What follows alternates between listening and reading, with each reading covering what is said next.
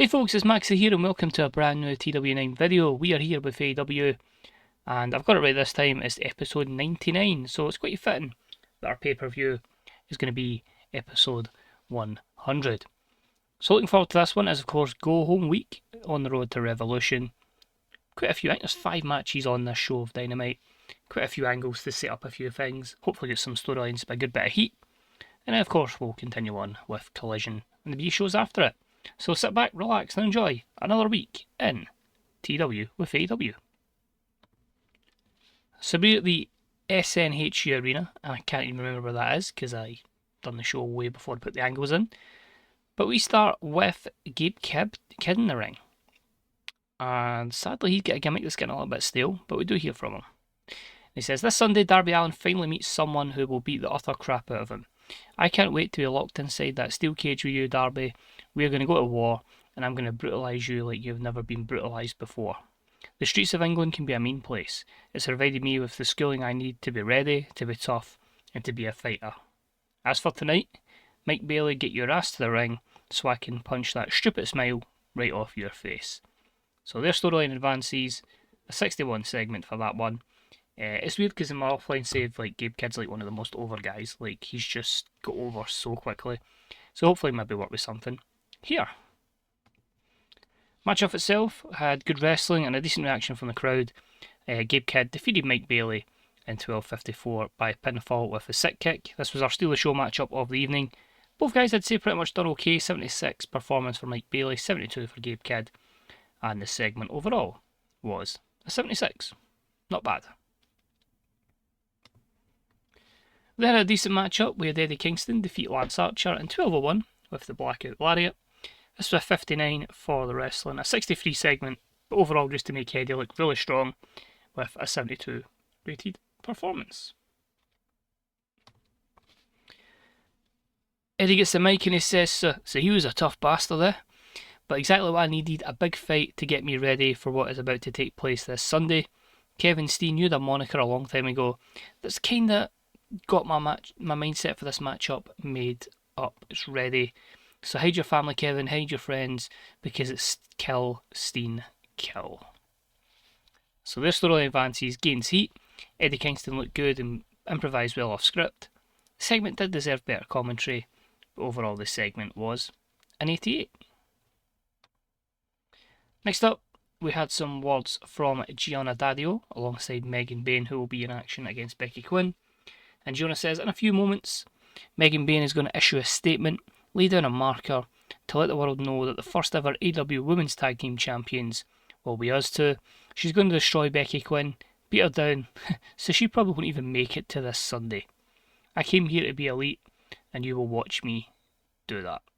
So 75 segment, Jonah looks good, and benefited from a hot catchphrase. We then heard from Becky beforehand. She says, well, those are some cute words from Jonah, and it seems that no matter where we bump into each other, she's constantly a pain in the arse. Now, I know this match tonight could be dangerous, but it's great chance of momentum for me and Valkyria, or Valkyria, however she pronounces it. I don't watch WWE, and a chance to win those belts. We then hear from Athena. She says, haha, oh Becky, please. You know, around here, you're dealing with the former Forever ROH World Champion, a TBS Champion for over 200 days, and next up for me will be those tag titles with my main minion and the prodigy that is Billy Stark. So words there from Becky, words there from Athena, basically getting everything across for the Tag Team Championship match. Match itself, decent wild brawl. Becky Quinn defeated Megan Bain in 13:32 by disqualification. I think that's a way you can kind of protect Megan Bain. So pretty level in terms of performances, which is encouraging, and a 73 segment overall. We then hear from MVP, who says, now last week we took out Kushida for good, whilst Bobby and Shelton they dealt with those pesky motorcycle machine guns. You see, many of those guys, I would say, well, let's be honest, are just little flippy shits. Look at Bobby Lashley, look at Shelton Benjamin, and look at Powerhouse Hobbs. They hurt people, and tonight, these losers in the ring, especially our Fox, we are going to hurt you and rid the world of all these flippy shits. So a 61 for the segment. Matchup was our storytelling matchup of the night, which saw the Hurt Syndicate get the win over AR Fox and the Outrunners in 706 when Shelton pinned Truth Magnum with the pay dirt. You're not going to expect much here, a 60 segment overall. Yeah, pretty meh stuff across the board, but it makes the Hurt Syndicate look $1 million. But then here from the Motorcycle Machine Guns, and Alex Shelley says, MVP, what you guys did last week was disgusting, taking out Kushida and tried to take us out as well. Now we know that you've got an issue with smaller guys, so we went ahead and spoke to a good friend of mine, Scott Damore. He's told us that this Sunday at Revolution, the AEW World Trios Championships will be on the line, and the MVP will be your three guys versus us, the Motorcycle Machine Guns, and a partner to be revealed on the night. So the segment was a 60, the performance was good, so we can add to the card, and we'll run that down at the end, but we'll add Motorcycle Machine Guns and a mystery partner against the Hurt Syndicate for the Trios Championships. Now as we get ready for our main event, we first have a little promo from Hook and Samoa Joe. Ricochet and Ua, tonight myself and Hook will team with Will Ospreay and Bryan Danielson, and what an opportunity for us to get in your head. But I'm going to cut the bull, and Ricochet, you're a little bitch, and your bitch ass is getting put to sleep. So, ruthless there from Joe, a 78 segment ahead of an 8-man tag, an 8-man all-star tag that Tony Khan is famous for. We then hear from a few of the heel team. We start off first with Paul Heyman, and he says, tonight a deal has been agreed between the Don Callis family and Paul Heyman to all team together for this all-star 8-man tag. My guys Ua and Ricochet will team alongside Kyle Fletcher, and luckily for Don, we found this man. He steps forward, and it's Mr. Heyman, Mr. Callis. Pleasure doing business with you both, but when there was an opportunity to hurt the American Dragon before a big title defence, then yes, I am the man for the job. It's been a while since we tangled, Dragon, so take this as a reminder of what I will do to you and what will happen to you the next time we go at it. And then Ricochet just does his aha. So a 78 segment there. So the matchup is going to be Samoa Joe, Hook, Will Ospreay and Bryan Danielson versus Kyle Fletcher, Zack Sabre Jr. and the tag team champions Ua and Ricochet. And that probably massively over-delivered. Did not expect that. But about had some great wrestling and good heat. It was the team of Samoa Joe, Hook, Will Ospreay and Bryan Danielson who defeated Ua, Ricochet, Kyle Fletcher and Zack Sabre Jr. in 2045 when Samoa Joe done what he said he was going to do and he put Ricochet to sleep. If that happens on Sunday, we'll have new tag team champions. So 83 for the wrestling, 71 crowd, 87 for the segment. So you had Bryan win 94, you had Ospreay win 89, 72 for Hook and 76 for Samoa Joe. Same for Zack Sabre Jr., obviously not so much over in the States. Ua with a 75. Phenomenal stuff there from the protostar Kyle Fletcher at 92 and Ricochet with a 93. So going into it, at least from this side, the babyfaces have momentum. So overall, we increased our popularity in 3 regions. Zack Sabre Jr. was slightly overused, and we didn't have much with dramatic stakes. I think we did, but we told a lot of storyline stuff there, so I'm delighted with that, and I think it puts us in a good position for the pay-per-view. So, that was Dynamite. Let's move over to Collision. So moving over to Florida for the final Collision before Revolution, and we do the Pensacola Bay Center, and we start in the ring with Walter. Finally, it seems like I've touched a nerve with MJF. Good man, that's what I want. I want you to step up, be a man and fight me. Represent this great sport well.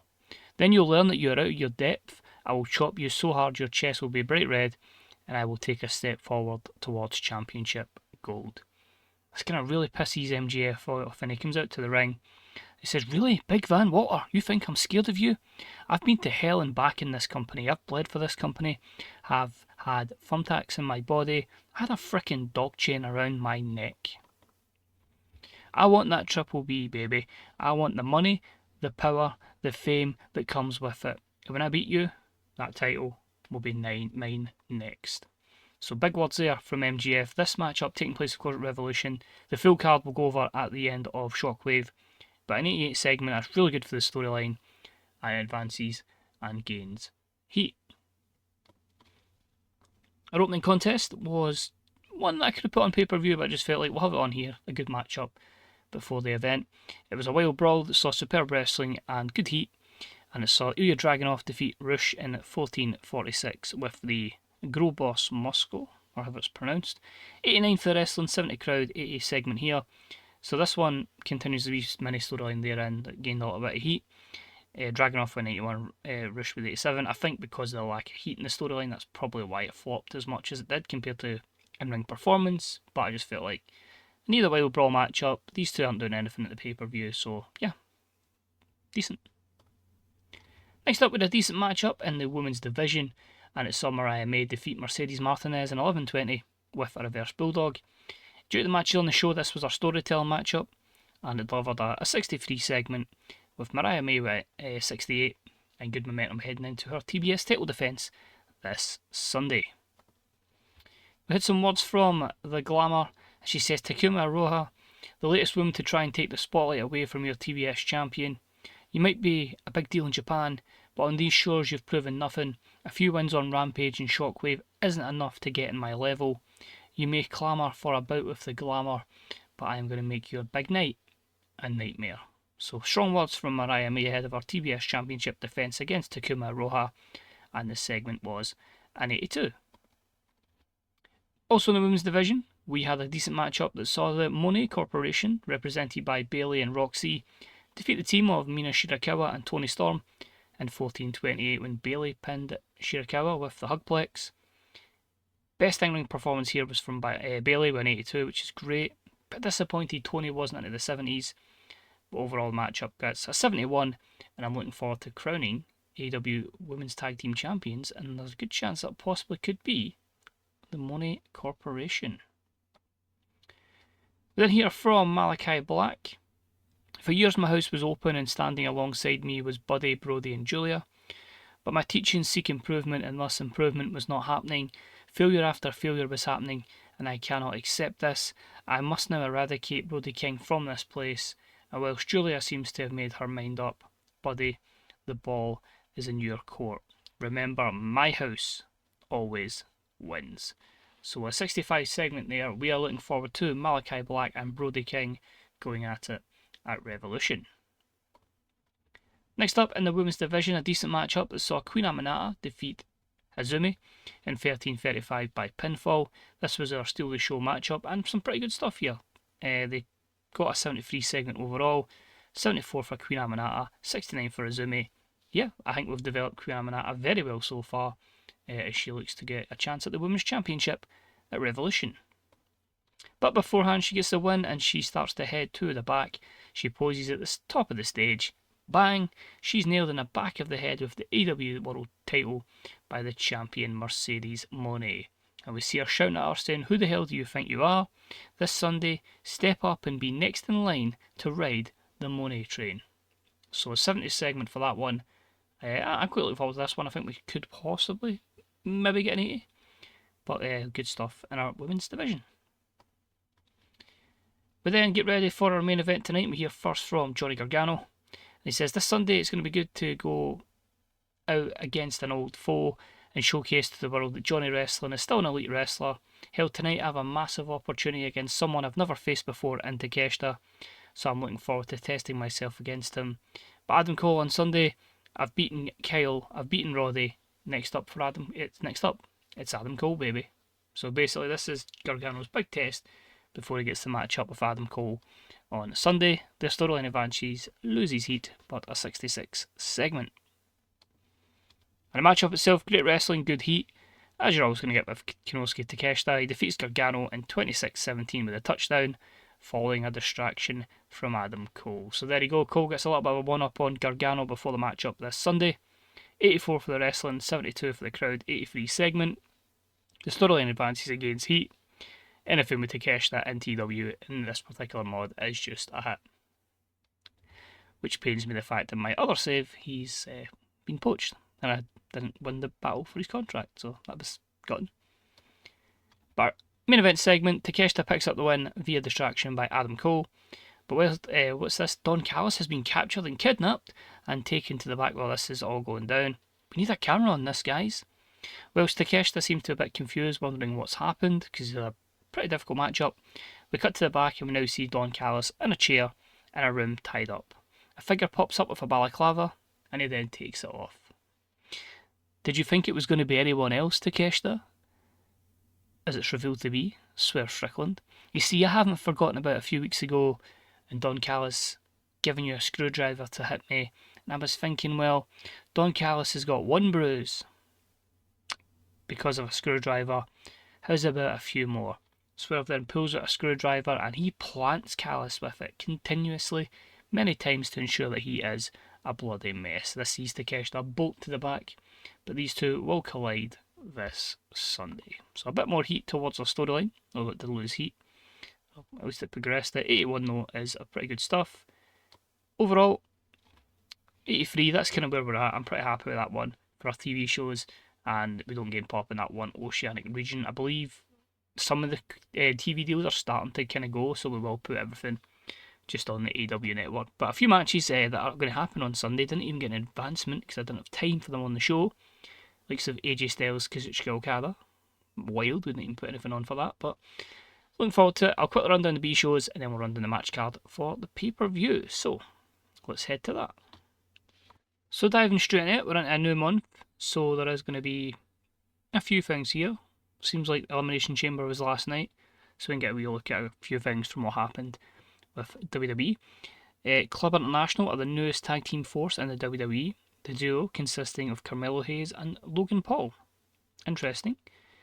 NBC have cut their ties with WWE, so obviously the shows they've been doing haven't quite been to standard. Ava Rain and Tala Tonga are friends. Jade Cargill has turned heel. CM Punk has won the WWE World Heavyweight Championship. Interesting. Uncle Howdy has won the United States Championship. Anything else there? No champion in New Japan. Aaron Hanair has won the IWGP Global Heavyweight Championship. We've got Josh Alexander staying in TNA. I think we have offered Josh something. Aye. Just purely because there's AEW in real life, so I thought that was makes sense. So Elimination Chamber, so they had Punk defeat Drew and Seth for the world title. Cody defeated LA Knight, Omos and Grayson Waller for the Undisputed. Jade Cargill over Julia. Bronson Reed over Braun Strowman. So you've still got quite a few big-ish names there. I know we've stole a lot from them. But an 86, and it's apparently that wasn't good enough for NBC, so it just shows how high the standards are there. I've got to look at the news items then, so just telling us about that. Relocations for Lisa Hall, Lucille Speed, and Miko Satomura. Our US area battle still has a second behind WWE, so we need to start working on that. And then obviously just our ratings for Shockwave and Collision. So a quick look at our show history for the B shows. So I had Candice LeRae defeat Camille, and then some words from Candice. Trios action as Mike Bailey, Kevin Knight and Nick Wayne defeated the Kingdom alongside Trevor Lee, which was a 70. Hikaru Shida defeated Priscilla Kelly in a 68. We then had that bit of more of a confrontation between Malachi Black and Brody King, which was a 70, before Malachi defeats Keith Lee in a 70 main event. As for Shockwave, Top Flight over the Grizzled Young Veterans was a 79. We had some words from the best wrestler alive, 68 Max Caster. Candice LeRae with another win over Steph DeLander in a 61. Hologram over Trevor Lee was an 80, before we had some words from the Backbones Wheeler Yuta, which was a 49. Yuta then defeated Tyler Bate. We have him signed, but it's just going to give him these kind of appearances. Kind of similar to how, like, randomly, like, Shannon Moore and stuff are appearing on Ring of Honor, so we'll have, like, kind of that idea with Tyler Bate. With somebody else. Sari, that was the other one. I on the same show, just randomly appearing. Quite cool to see. So I might do some things like that. We'll have them on, like, Shockwave until we, like, can fit them into plans. Because I think IWW released them. Takuma Aroha defeating King Kota was a 69. And our main event saw Brody King defeat Lance Archer in a 71 before a confrontation between him and Malachi Black. So yeah, pretty decent B shows. I say I'm trying to get younger talents on there just to help develop our skills, which can hopefully be beneficial for us in the future. I don't think any companies are probably going to go. I think we can actually buy AAA in this one. Yep, so they're only bought by WWE when this save started. Unlike other mod, but I don't think anybody's going to be really in debt, so I think we can buy any. Ice Ribbon, could buy Ice Ribbon, I suppose. Oh no, we already own them. Never mind, we've already done that. I'm terrible at this monopolising the full industry. I think it'll be fine. Let's go. So yeah, pretty much, as I say, the next pay-per-view Revolution, we'll just confirm that you'll see here tonight. So we'll confirm the card you're going to see. We'll start from the top with the World Championship. It's going to be Bryan Danielson defending against Will Ospreay and Kyle Fletcher in a triple threat match. We're going to see Swerve Strickland take on Takeshita. We're going to have the Women's Tag Team Championships in a fatal four-way as Becky and Valkyria, however I should pronounce it, will take on Jonah Daddio and Megan Bayne, Billy Starks and Athena, and the Money Corporation's Bayley and Roxy. We're going to see the Continental Championship on the line, a steel cage match as Darby Allin takes on Gabe Kidd. We're going to have Brody King versus Malachi Black, Eddie Kingston versus Kevin Steen. International Championship will be AJ Styles challenging Okada. We're going to have Gargano versus Cole, MJF versus Walter. The AEW Tag Team Championships as Ua and Ricochet defend against Joe and Hook. Women's Championship on the line as Mercedes Moné defends against Queen Aminata. And the Trios Championship on the line as the Hurt Syndicate defend against the Motor City Machine Guns and an unknown partner. And the TBS Championship as Takuma Roha challenges Mariah May. So a stacked card. And when you think about it, that's missing, straight off the top of my head, Jay White, Jon Moxley, Kenny Omega, and the Young Bucks, and FTR. Frightening stacked roster, and Sami Zayn as well missing. But as I say, gives me a chance to rotate, and hopefully, I think the plan eventually will be basically 2 completely split rosters and brand specific pay-per-views, just to keep everything fresh. But yeah, looking forward to it. Should be a good one. Yeah, that'll be up in a few days' time. And until then, thanks for watching. Let me know your predictions. And yeah, it'll be thumbs up appreciated. And check out the Fantasy Booker subreddit, Grey Dog Software forums, twdb.com, and bethebooker.net. Catch you then for some Revolution. Bye bye.